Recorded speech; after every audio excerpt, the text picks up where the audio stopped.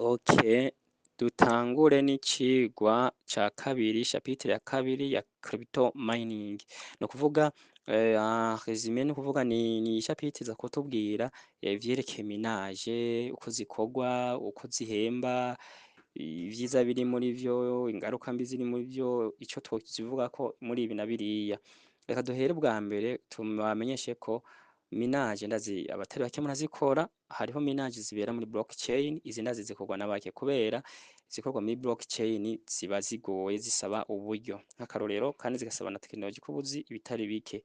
Nibaza ni bake bakora minage ya Bitcoin, kuko Bitcoin iracacukurwa nkuko twabibabwiye mu audio yabanjirize iyi turiko turabashikiriza. Ni ukuvuga Bitcoin isaba computer zizimvye cane, kandi igasaba encore ko uba uriko urakora iyo minage ahantu umuyagankuba utigera ucika, kubera isaba umuyagankuba mwinshi iyo minage. Twavuga nk'iyindi ishobora kubera muri blockchain, n'ubu ikorerwa muri blockchain nka Litecoin, XRP n'izindi. Ni ukuvuga ama minage abera muri blockchain ntabagwiriye kuko ntagwira cane, kandi si benshi bayakora kuko asaba uburyo. Ariko kandi niyo ma minage y'uruhembo atanga inyungu nziza, udakora uvuga ngo izoja kw'isoko ryari canke ngo bizogenda gute, ukora ubona inyungu y'ukuri kandi utekanye. Imbere yuko tubandanya n'ibindi, reka tubanze tubone duhere kuri izi minage zibera muri blockchain, tubanze tubone blockchain mbega ni iki. Twarabonye ko blockchain technology ari igitabo kiri digitale. Tuvuze kiri digitale ni tekinoloji igizwe n'amakompyuta atari make, aba afise amanode, kandi muri ayo manode haba harimwo amabloke n'amanode. Muri iyo tekinoloji nyene, si ico gitabo kiri digitale. Tuvuze ko kiri digitale, si igitabo kiri palpable, tuba tushatse gushira kuvuga neza izo nyandiko ziri muri ayo makompyuta. Ni igitabo kiba kiri digitale gifise amapaje. Ayo mapaje niyo kandi niyo abikwamwo inkuru, kandi niyo twita amabloke kanaka. Izo nkuru zibitswe muri izo page canke muri izo bloke kanaka, ntawe ushobora kuzihakinga nkuko twayibonye, kandi ntawe ushobora kuzihagarika, kandi ntawe ushobora no kuzikorera edit ngo agire modification uko ashaka, kuko vyomusaba uburyo bwinshi kandi bugoye bwo kuronka ordinateur ifise nk'amanode amamiliyoni. Kubera izo nkuru ziri muri ayo mapaji canke ziri muri ayo mabloke ziba zisanzaye muri ayo mamiliyoni y'amanode, ku buryo umuhaka vyomugora cane. En plus ikindi, kila bloke nayo ibicungerewe, kila bloke ibicungerewe umutekano n'amakode yabigenewe. Ni kuvuga bloke iyo ariyo yose iba ifise kode yayo. Izo kode nizo bita ama hash code. Ni kuvuga node ihejeje kugara bloke, haca haba ico bita hash code. Hash code n'akagufuri kaza kugara bloke. Tuvuze gatoya kugira ngo tubitahure node mbega ikindi kubaca node. No kuvuga twovuga nk'ari nk'ifundo riza guteranya ayo mabloke, riza guteranya amapaji. Ni kuvuga paji ya mbere ica yugagwa na hash code, hagati y'ipaji n'iyindi haba hari ikintu bita node. Ni ukuvuga rero izo node iteranya amabloke mashasha. Node ija hagati ya bloke n'iyindi bloke.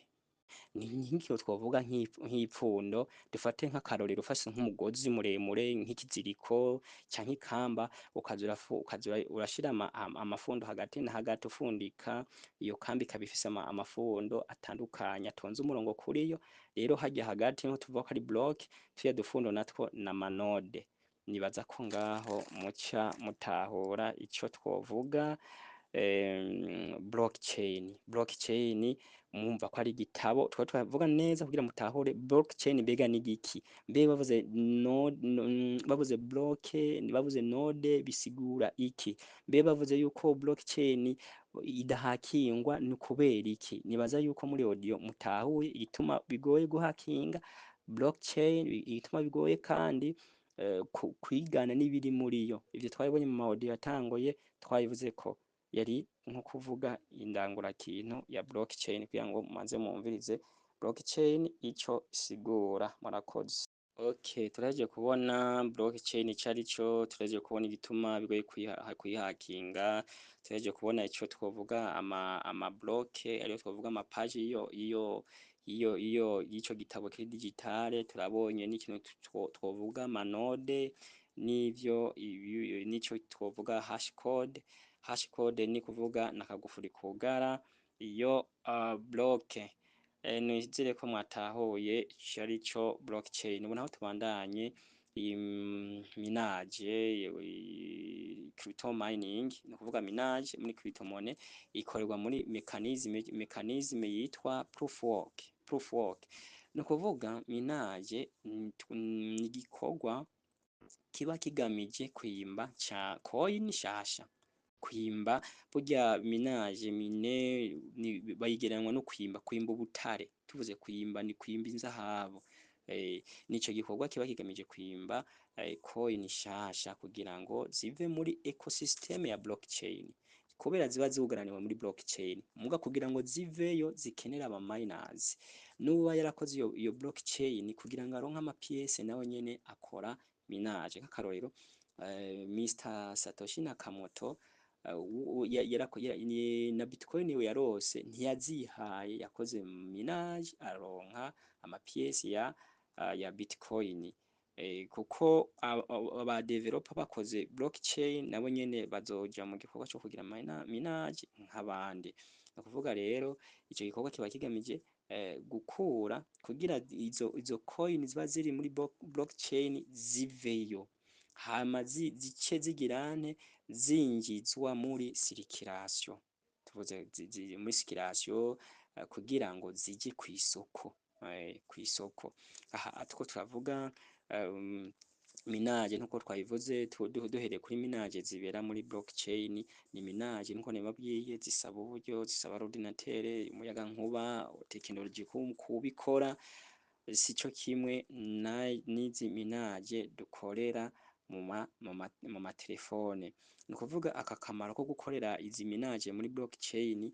zirafise akamaro cyane kuko zirongereza umutekano wa blockchain ziratuma habivuka ry'amanode haba added y'amanode muri blockchain hanyuma ama block akazaravuka kubera baba babonye ati kuko blockchain iguma isohora historique y'ivyakozwe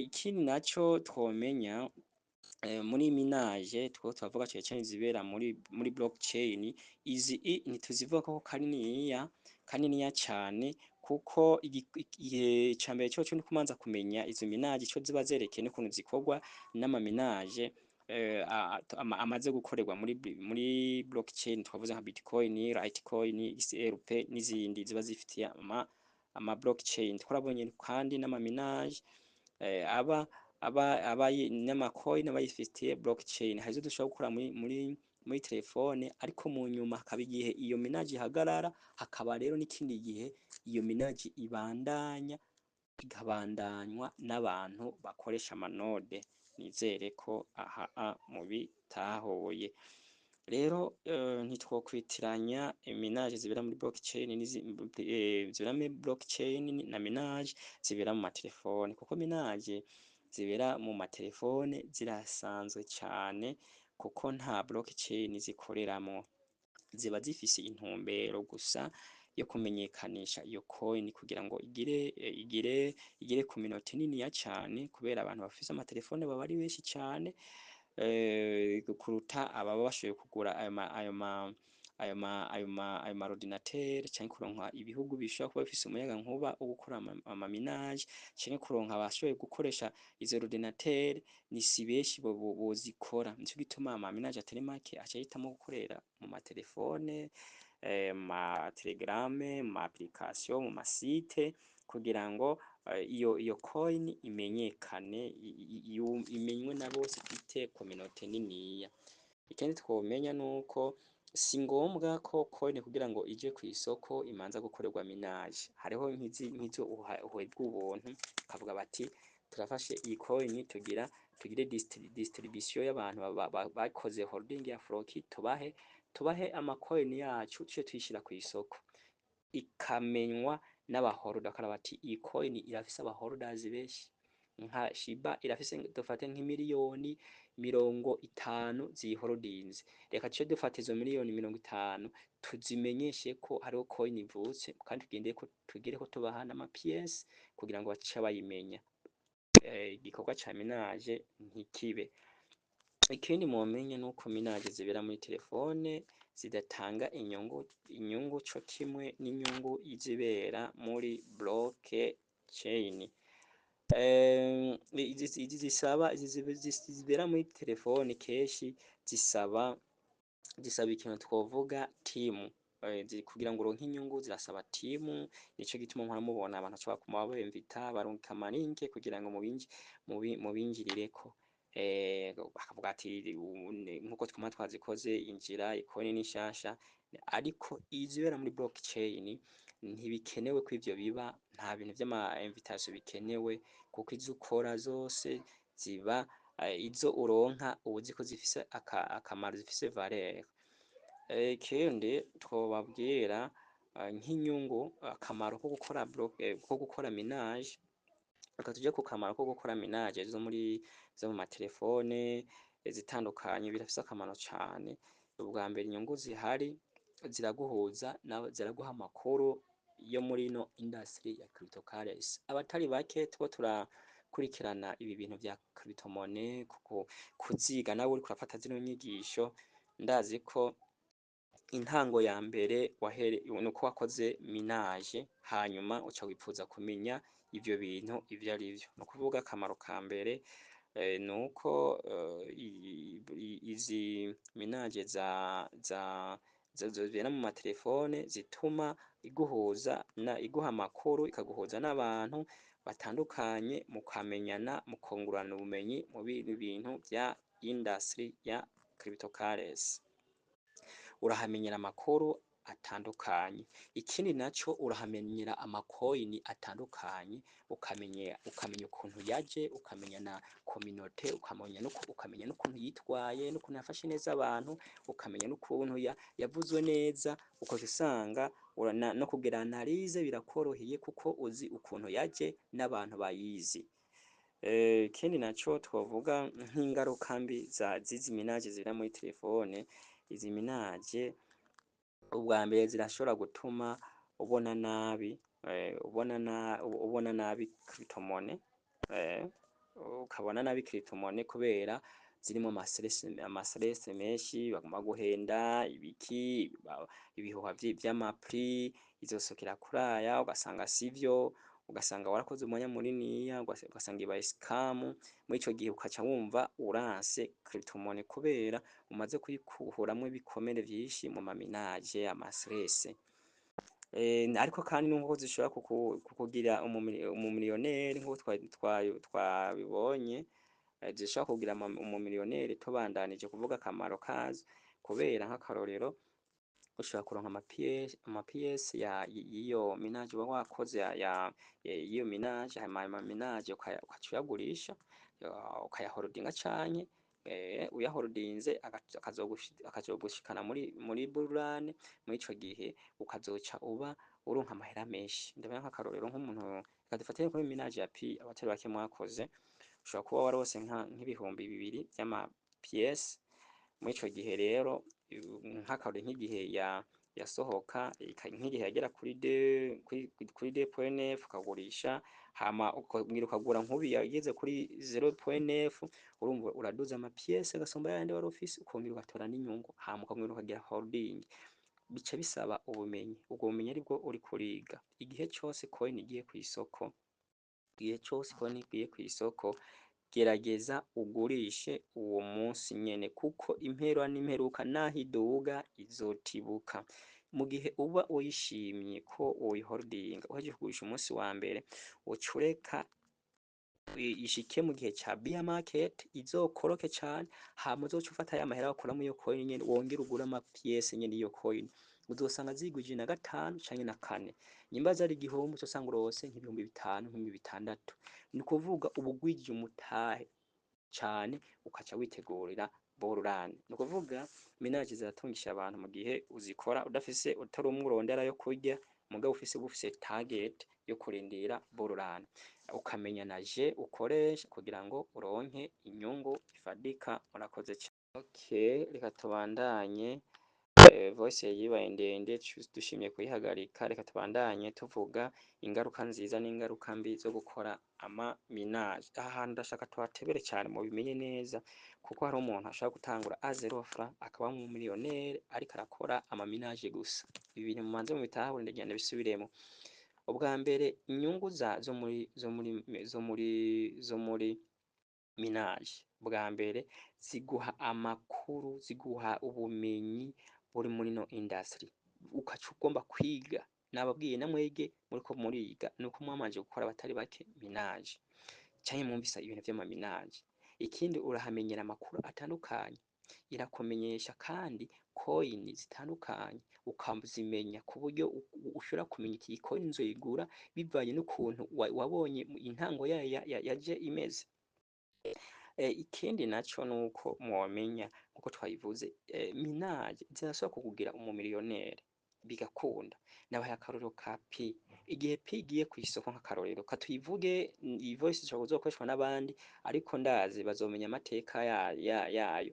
Mu gihe isohokeye nko kuri 2.2, muga hagize igihe kigera kuri 2.9, ufise nka coin igihumbi canke coin ama pièce igihumbi canke ibihumbi 2 ukaca uyagurisha.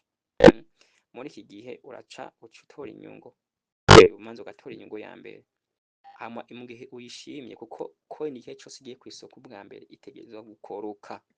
Itegerezwa gukoroka naho iduga, irahura n'ibihe vya bear market, kubera mwize ifuye kuza muramenya ibihe coin ihura, mukamenya ati iyi coin isohotse mu gihe ca bear market, itiza kuzokoroka. Naho iduga ibigiharawe gusa, mugabo irakoroka cane. Nk'akarorero Pi yaravuye kuri 2.2 iraja kuri 0.8. Imagine rero ucugurira ngaho, muri ico gihe usanga zigwije na kangahe na 3 izo wari ufise, zigwije na 3.